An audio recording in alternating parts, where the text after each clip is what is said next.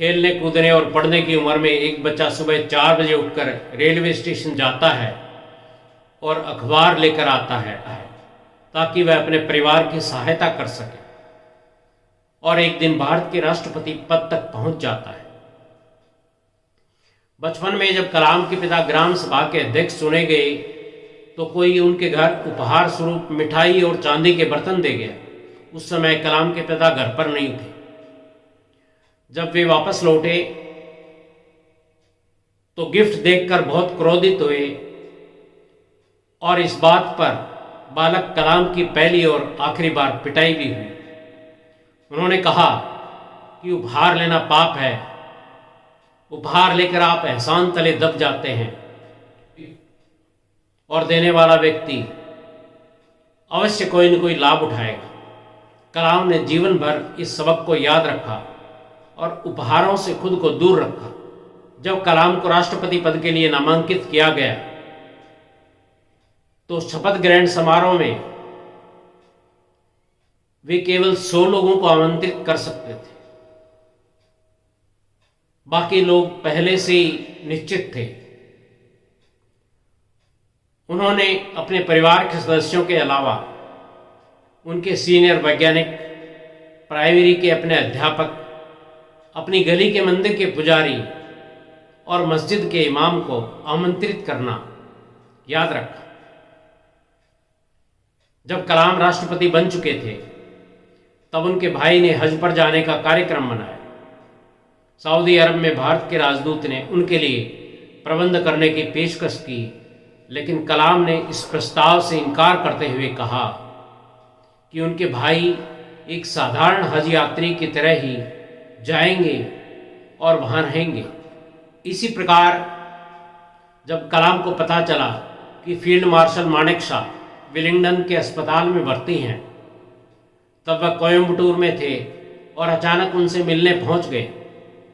मानेकशॉ को बहुत अच्छा लगा और उन्होंने कहा कि मैं तो कब का रिटायर हो चुका हूं, आप कैसे राष्ट्रपति हैं जो मुझसे मिलने आए हैं।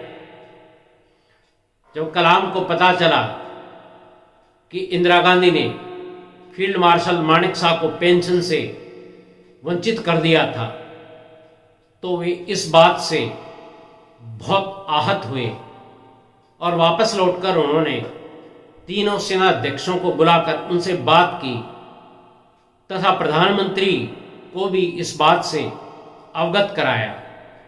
कुछ ही दिनों के भीतर राष्ट्रपति के विशेष दूत ने मानेकशॉ की बकाया पेंशन का चेक उनके घर जाकर विनम्रतापूर्वक भेंट किया और भविष्य के लिए उनकी पेंशन चालू कर दी गई। कलाम का सामना असफलताओं से भी हुआ। 11 जनवरी 1999 को भारत का air force surveillance platform test flight के दौरान 5000 फीट की ऊंचाई से नीचे आ गिरा, जिसे कलाम के नेतृत्व में तैयार किया गया था। इसमें एयरफोर्स के squadron leader P Venkataraman, ISRO के 2 इंजीनियर और वैज्ञानिक तथा वायुसेना के अन्य अधिकारी थे। जैसे ही कलाम को दुर्घटना का पता चला वे सीधे उनके परिवारों से मिलने चले गए। कलाम लिखते हैं कि विलाप करती हुई विधवाओं की याद, पथराए हुए माता पिता और मेरी गोद में पड़ा हुआ निर्दोष नवजात शिशु और बूतों में रखे हुए शव राष्ट्रपति भवन में बैठे हुए मुझे कचोटते हैं। कलाम के नेतृत्व में भारत ने परमाणु परीक्षण किए और विकसित देशों द्वारा लगाए गए एक तरफा और अन्यायपूर्ण प्रतिबंधों का डटकर मुकाबला किया। कलाम को राष्ट्रपति भवन के मुगल उद्यान के पेड़ पौधों से बेहद लगाव हो गया था, लेकिन यह लगाव उनके नैतिक मूल्यों और स्वाभिमान से बड़ा नहीं था। जब बिहार में राष्ट्रपति शासन लगाने के उनके फैसले को सुप्रीम कोर्ट ने अनुचित ठहराया तो उन्होंने इस्तीफा लिखने में देर नहीं लगाई। लेकिन उस समय प्रधानमंत्री श्री वाजपेयी ने कहा, यदि इस समय आपने ऐसा किया तो देश अस्थिरता का शिकार हो जाएगा, क्योंकि वाजपेयी पहले ही गठबंधन की कठिनाइयों से जूझ रहे थे। कलाम लिखते हैं कि किसी राष्ट्रपति के लिए एक नैतिक संकट उपस्थित हो जाता है जब सर्वोच्च न्यायालय द्वारा मृत्युदंड की सजा पाए व्यक्ति क्षमा याचना के लिए आवेदन करते हैं।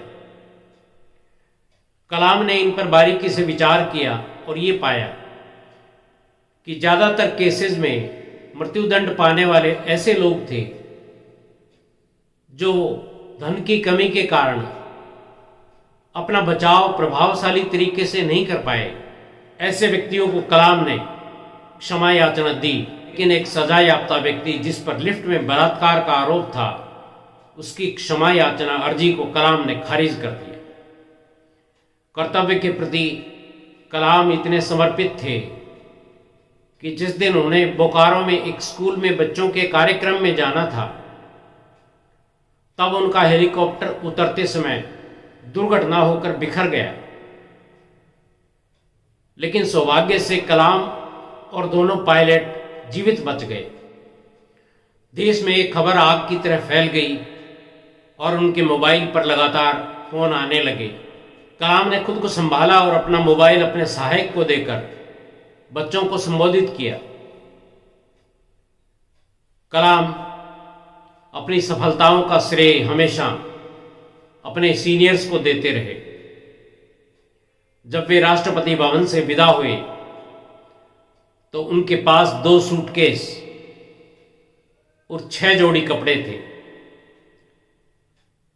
किसी देश को ऐसा राष्ट्रपति सौभाग्य से ही मिलता है।